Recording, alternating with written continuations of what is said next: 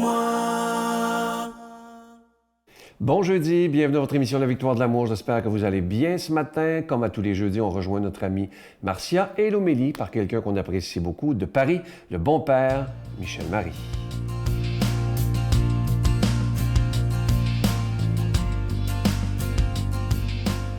Bonjour tout le monde, très heureuse de vous retrouver. J'adore nos rendez-vous hebdomadaires. Je veux vous dire que moi, là, depuis que je vis seule, ma maison a vraiment changé de couleur.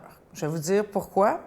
Parce que sur mes murs, il y a partout, là, quand je dis partout, c'est partout, dans toutes les pièces de ma maison, il y a des autocollants, des post-it de couleurs partout.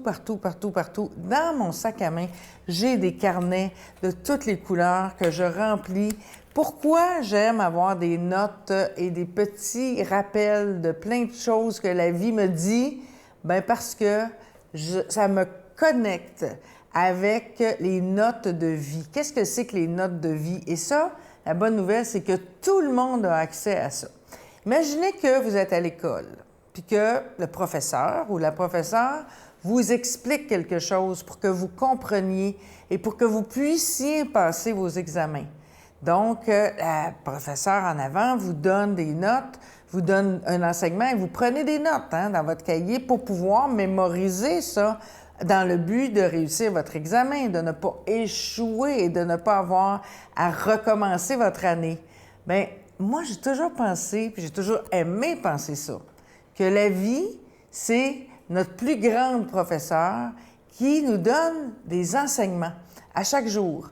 Mais il faut prendre des notes si on ne veut pas avoir à toujours recommencer notre année et avoir à recommencer nos enseignements que l'on a à intégrer. Moi, c'est pour ça, il faut dire aussi que c'est mon métier d'observer la vie et d'apprendre sur la vie pour ensuite écrire ou vous faire des chroniques comme celle que vous êtes en train d'écouter. Mais tout le monde, même les personnes dont ce n'est pas le métier, tout le monde a accès à ces notes de vie-là.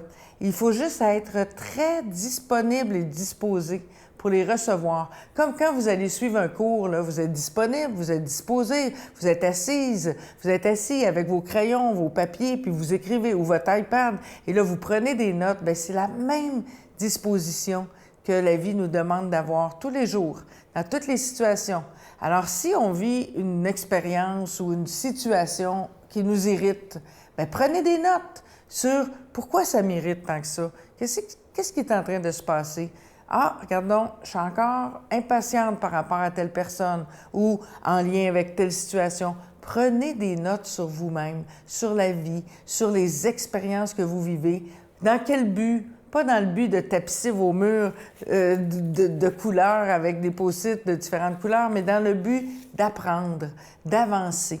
Moi, je crois que l'année 2020 a été très riche en apprentissage de toutes sortes, de beaux apprentissages comme des apprentissages plus douloureux, mais j'espère que vous avez pris des notes. J'espère que vous allez recommencer l'année 2021 riche de toutes les notes que vous avez prises et qui ont participé d'un enseignement qui va vous rester pour tout le reste de l'année et tout le reste de votre vie.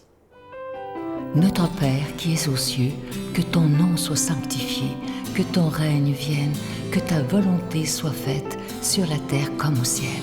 Donne-nous aujourd'hui notre pain de ce jour. Pardonne-nous nos offenses comme nous pardonnons à ceux qui nous ont offensés. Ne nous laisse pas entrer en tentation, mais délivre-nous du mal, car c'est à toi qu'appartient le règne, la puissance et la gloire pour les siècles des siècles. Amen. L'heure n'est-elle pas venue pour les chrétiens de se réapproprier l'Évangile et de faire rayonner la présence du Christ dans le monde? Pour une révolution spirituelle du Père Michel Marie, les 13 commandements de l'urgence évangélique, disponibles dans toutes les bonnes librairies du Québec aux éditions Artege. Je continuerai à croire, même si tout le monde perd espoir. Je continuerai à aimer, même si les autres parlent de haine. Je continuerai à construire, même si les autres détruisent. Je continuerai à parler de paix, même au milieu d'une guerre. Je dessinerai des sourires sur des visages en larmes. et je tendrai les bras à ceux qui se sentent épuisés. Oui, je continuerai à croire. Depuis quelques semaines, je vous parle de ce magnifique cadeau du mois. C'est vraiment le plus bel ange de Noël qu'on a eu depuis le début. Il est d'une grande qualité. Vous le voyez à l'écran, il est argenté, orné de petits zircons. Cette épinglette de l'ange collection 2020 est déjà bénie. Vous la recevrez avec un don de 25 $ et si vous en voulez deux, avec un don de 40 $. Et je vous rappelle aussi, il y a des gens qui demandent si le livre des anges, les anges messagers de Dieu, est toujours disponible. Oui, c'est toujours disponible. Si vous voulez les deux, évidemment, c'est avec un don de 40 $. Et comme je vous dis depuis quelques semaines, c'est la période d'achat des cadeaux de Noël présentement. Et en cette période de COVID-19, pourquoi pas ne donner des cadeaux aux gens qu'on aime, mais qui ont une valeur spirituelle. Ça peut être un livre, ça peut être l'ange de Noël cette année. Et en même temps, quand vous faites ça, quand vous faites vos cadeaux, vous aidez la Victoire de l'amour en ces moments plus difficiles. Je vous donne l'adresse, la Victoire de l'amour, case postale 120, succursale Boucherville à Boucherville, le J4B 5E6, je vous la redonne, la Victoire de l'amour, case postale 120, succursale Boucherville à Boucherville, le J4B 5E6. Également par téléphone, par carte de crédit du lundi au vendredi de 8h30 à 16h30 dans le 514-523-4433, 523-4433 ou sans frais le 1-888-811-9291, 1-888-811-9291 et aussi sur notre site Internet, le www.lavictoiredelamour.org. Alors, je vous rappelle, cet ange de Noël collection 2020, il est orné de petits zircons et ce petit ange, il est déjà béni. Et je vous rappelle aussi que vous pouvez aussi toujours vous procurer mon dernier livre, Les anges messagers de Dieu. Je vous remercie de tout mon cœur de votre grande générosité.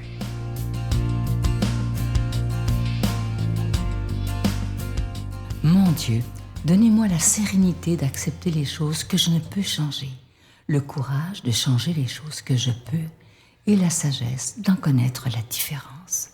Amen.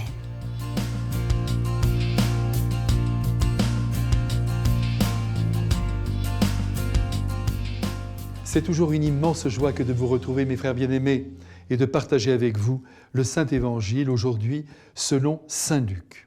En ce temps-là, lorsque Jésus fut près de Jérusalem, voyant la foule, il pleura sur elle en disant « Ah, si toi aussi tu avais reconnu en ce jour ce qui donne la paix !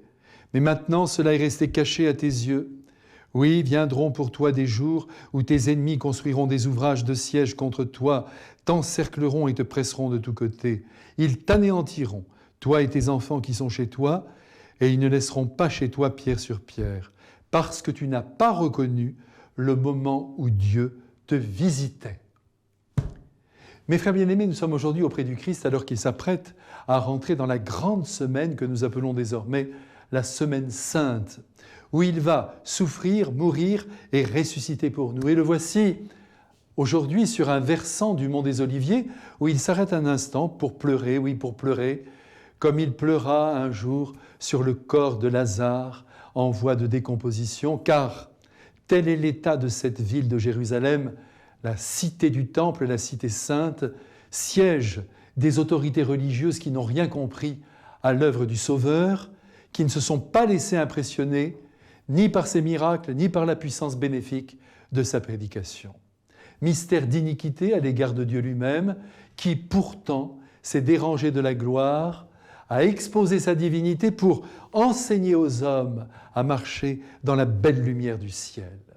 En retour, mais sans esprit de vengeance, Jésus prophétise et promet à la ville sainte un destin tragique, notamment des invasions dévastatrices, en raison de l'obstination, dit-il, dont elle a fait preuve en refusant la voix du Père qui, depuis 3 ans, s'exprime par celle du Fils bien-aimé.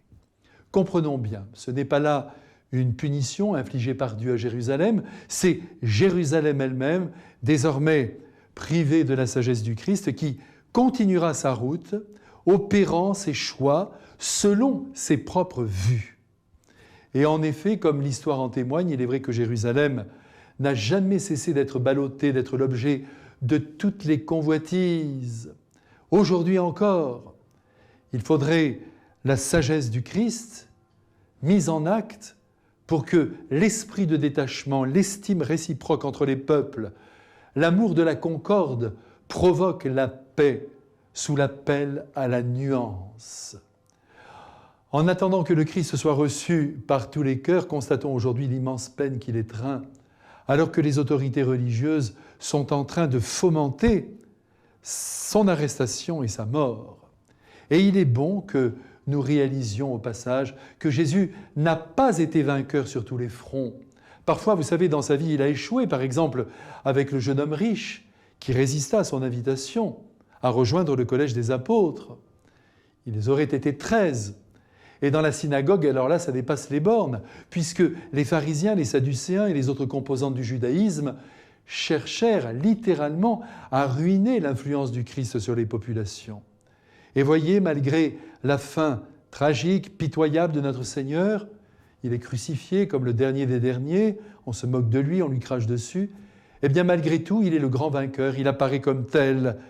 Il devient même, au-delà de toute profession de foi, le personnage central de l'histoire de l'humanité, allant jusqu'à partager, avant Jésus-Christ, après Jésus-Christ, notre belle histoire humaine. Mais ne quittons pas trop vite la peine du Christ. Elle nous fait le plus grand bien, car nous aussi, bien souvent, avec des inconnus, comme d'ailleurs avec nos proches, on souffre de voir la distance infinie qu'ils prennent avec la foi, sans qu'ils ne réalisent le désarroi et la solitude dans lesquels ils se préparent à glisser quand les secours humains viendront à leur faire défaut, quand l'âge aussi les affaiblira, quand les limites infligées à leur vie se feront sentir cruellement. Ainsi est le destin de l'homme. Aussi qui ne vit que pour l'extérieur, qui ne donne pas prise à la résonance intérieure, sera un jour ou l'autre en péril, plongé dans une solitude très difficile à supporter. Et voilà pourquoi je pleure aujourd'hui comme le Christ. Et voilà pourquoi vous pleurez, je l'espère, avec moi. En ce moment, vous échouez peut-être comme moi avec certaines personnes. Vous ne parvenez pas à toucher leur cœur, à ébranler leur certitude. Et en effet, il y a de quoi pleurer. Mais je vous en prie, ne désespérons pas pour autant. La victoire est pour plus tard. Ce qui compte à présent, c'est de nous serrer contre le Christ, qui nous console et qui nous donne la force et l'envie de faire rayonner notre propre foi dans cet univers qui, inconscient de son destin éternel, se construit sans elle, sans la foi. Oui, pleurons, mais espérons aussi, et appelons sur le monde la bénédiction divine. Au nom du Père, et du Fils, et du Saint-Esprit. Amen. Je vous salue Marie, pleine de grâce. Le Seigneur est avec vous. Vous êtes bénie entre toutes les femmes, et Jésus, le fruit de vos entrailles, est béni. Sainte Marie, Mère de Dieu, priez pour nous pauvres pécheurs, maintenant et à l'heure de notre mort. Amen.